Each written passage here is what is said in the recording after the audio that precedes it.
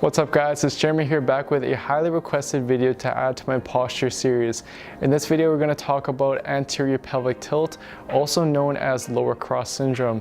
I'm going to show you guys what exactly anterior pelvic tilt is and what causes it, but more importantly I'll show you guys a 4-step solution as well as provide you with a corrective routine at the end that you guys can implement and get started with right away. I'll also provide you guys with a free PDF routine that you guys can download, and I'll leave a link to it in the description box down below, and I'll talk more about this at the end of the video. So for now, enjoy the video guys.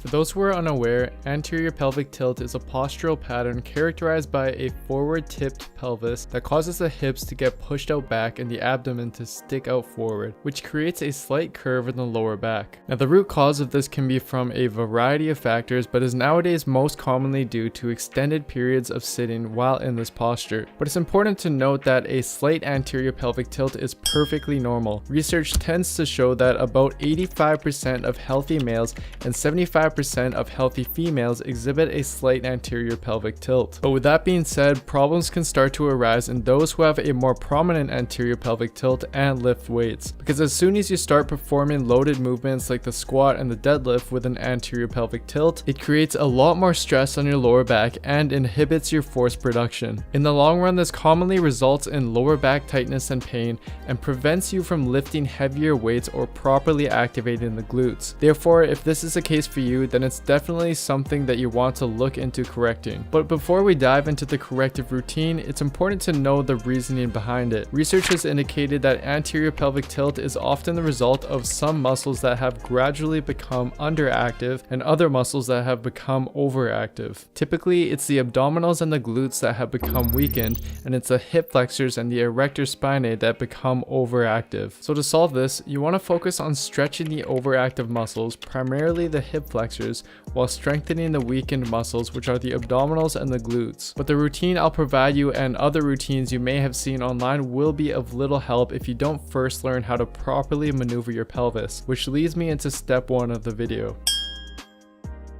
Since you've been stuck in anterior pelvic tilt, you need to first learn how to properly posteriorly tilt your pelvis. Otherwise, your body will just cheat when performing corrective stretches and exercises. One easy way to learn this is by practicing pelvic tilts on the ground. Simply lie on your back with your knees up. You'll probably notice that there's a space between your lower back and the ground. What you want to do is flatten your lower back into the ground by tilting your pelvis. This action is called posterior pelvic tilt. And when you go back to the position where there's a gap between your lower back and the floor, this is when you're in anterior pelvic tilt. So go back and forth between the two positions for around 10 reps to get comfortable with tilting your pelvis. Next, you want to progress to doing the exact same thing but standing. Simply contract your abdominals and squeeze your glutes to come into posterior pelvic tilt. And again, go back and forth between these two positions for around 10 reps.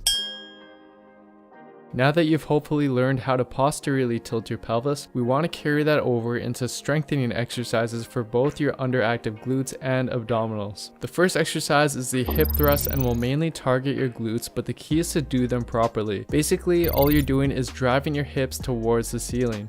You want your shoulder blades to stay on the bench and your feet placed so that your shins are vertical when you're in the top position. But your body will probably try to compensate by arching your lower back as you perform the movement, which takes the glutes out of the equation. You can tell if you're doing it wrong if your lower back is arched and your belly button is the closest thing to the ceiling at the top position. So instead, you want to use what you learned in step 1 by posteriorly tilting your pelvis throughout the whole movement. This means that at the top position, you should be able to draw a straight line from your head to your knees, and you should be squeezing the glutes and feeling them contract. You can also try glute bridges instead, where your back is on the floor and you apply the same protocol that I mentioned. And over time, you'll want to start adding weight to these movements for better glute development. Next, we're going to strengthen the abdominals. Although there are several ab exercises out there, for those with anterior pelvic tilt, you need to focus on ab exercises that minimize involvement of the hip flexors since they're overactive. One great exercise to accomplish this is something called RKC planks, which look like the standard plank, but EMG analysis by Brett Contreras showed they exhibit much greater abdominal and glute activation than the standard plank, which is especially beneficial for those with anterior pelvic tilt. Basically, you're going to set up how you would in a standard plank, but with your hands interlocked and your feet slightly wider than normal. Activate your abdominals by thinking about drawing your belly button towards your spine.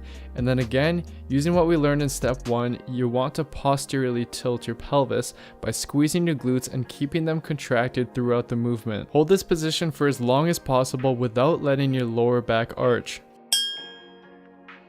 Next, we're going to stretch your overactive hip flexors, which has been shown in multiple studies to help reduce the degree of anterior pelvic tilt over time. The first one is called the lunge stretch for the psoas muscle, which is a stretch most people know of yet don't perform correctly. The goal is to feel a deep stretch in the front of your back leg. So to perform it correctly, simply get into a lunge position with both knees at 90 degrees. Next, you want to contract your abdominals by drawing your belly button towards your spine and move your hips into posterior pelvic tilt.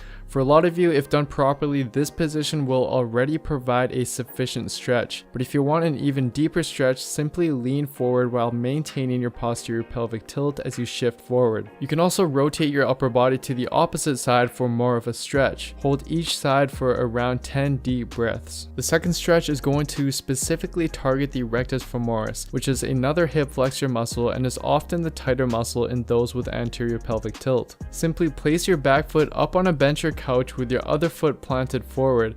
Again, you want to contract your abdominals and move your hips into posterior pelvic tilt. You should feel a deep stretch down the front of your thigh. You can move forward slightly for less of a stretch or move closer to the bench for more of a stretch. This can also be done without the use of a bench by holding onto something for balance and then pulling your back leg up towards your butt. Hold each side for around 10 deep breaths. So to sum the video up, here is a corrective routine utilizing all of the exercises I previously discussed. And as I mentioned earlier, I've compiled this information into a free PDF routine, including all the exercises as well as visuals and extra tips to make sure you're doing it correctly. To get a copy of this, simply click the link I put in the description and I'll send it over to your email. And keep in mind that when it comes to correcting anterior pelvic tilt, frequency is the most important factor that will determine your success in correcting it. All of these exercises can be done at home, so try your best to do these daily and you'll quickly start to notice significant improvements. That's pretty much it for the video, guys. Thank you so much for watching. I hope you enjoyed it and found it useful. Another thing I want to mention though is that you should always be aware of how your posture is during your day-to-day life and also in your training. You want to try your best to use what you learned today in order to maintain a neutral pelvis when sitting or standing for long periods throughout the day. So just constantly be aware of it and it'll make a big difference in the long run. Anyways, if you guys like this video, then please give it a like, leave a comment, and don't forget to subscribe to my channel if you haven't already. Thank you guys so much for all your support. I really do appreciate it. I'll see you guys next time.